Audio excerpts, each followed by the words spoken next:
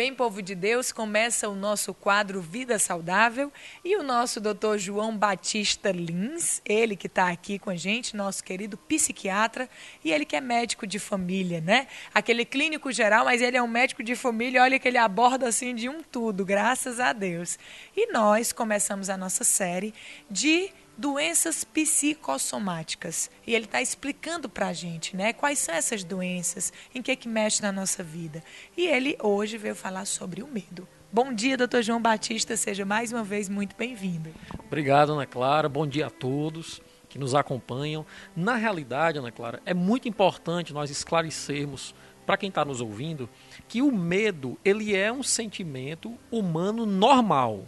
A natureza, ela colocou esse sentimento de medo na gente justamente para nos proteger daquelas situações onde a nossa vida fosse colocada em risco. Então, a princípio, a gente tem que ter esse discernimento. Nem todo medo necessariamente é algo anormal. Vou dar aqui um exemplo simples.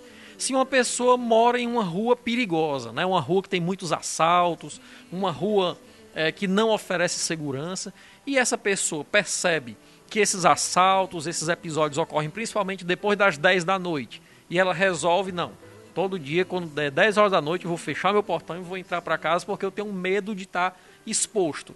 De fato, esse tipo de medo é um sentimento útil. Ele está ali realmente protegendo a integridade física daquela pessoa.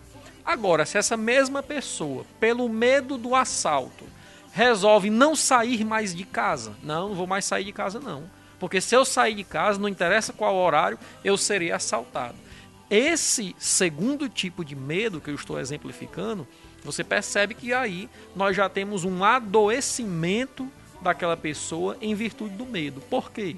Porque o medo, nesse caso, está gerando um prejuízo na vida social daquele indivíduo. Ele está paralisado em virtude do medo excessivo. Então, de forma resumida, o medo é um sentimento humano normal para nos proteger de situações perigosas.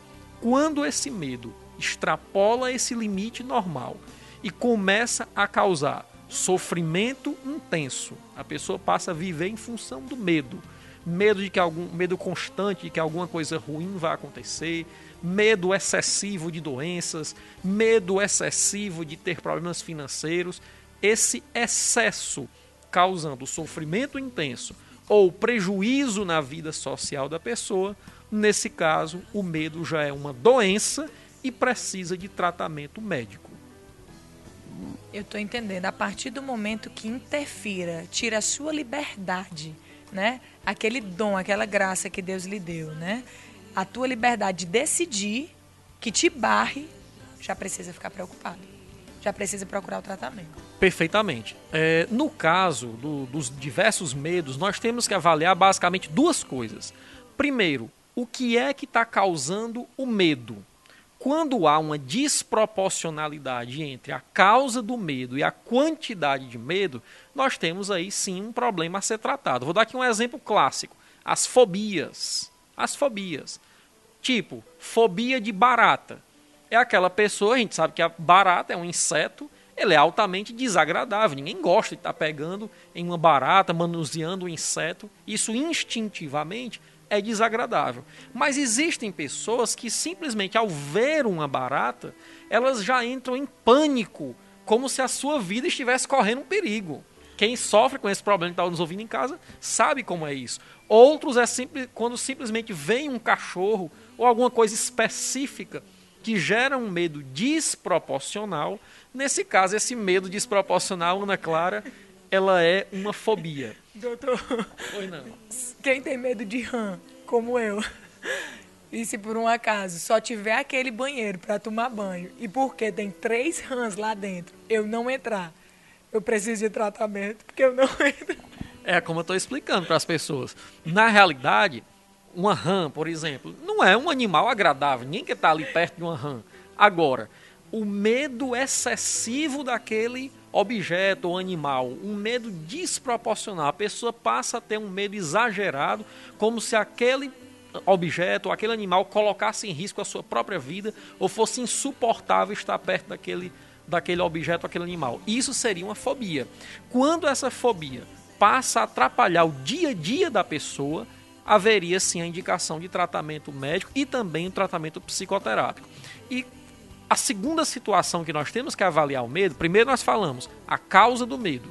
Você avaliar se aquilo que você tem medo realmente é algo justificável. Nós demos o exemplo da pessoa que entra mais cedo em casa para não ser assaltado. Isso é justificável.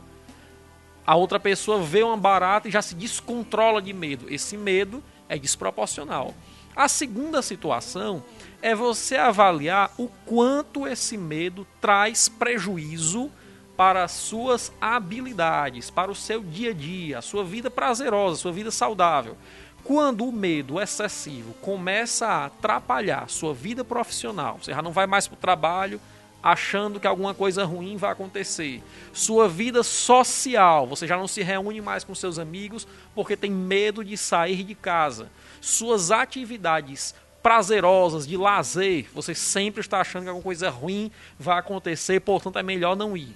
Nesses casos, o medo precisa ser tratado, tanto do ponto de vista médico quanto do ponto de vista psicoterápico, para garantir de volta a sua qualidade de vida e principalmente para que você tenha a prazerosa sensação de liberdade. O medo é um sentimento para nos ajudar a avaliar os riscos, para que a gente também não seja irresponsável e inconsequente. A função do medo não é lhe paralisar, impedindo de você ter uma vida plena e saudável. Bendito seja Deus, o senhor está aqui para esclarecer, viu? Então, a questão do pânico de dirigir e dos outros transtornos, que aí envolvem a ansiedade, né, e a insegurança, são pontos que também têm tratamento. Fique tranquilo, tudo tem solução, como o Dr. João Batista diz, mas nós vamos ver no nosso próximo encontro, no próximo domingo, continuando a nossa série das doenças psicossomáticas. Doutor, muito obrigada mais uma vez, com certeza é Deus quem te paga, né? E você está aqui dando de graça toda essa inteligência que Ele lhe deu, né? Gratuitamente, muito obrigada. Eu que agradeço e um bom domingo a todos. Amém, gente. A gente volta já com muito mais para você no Ceará Católico. Até já.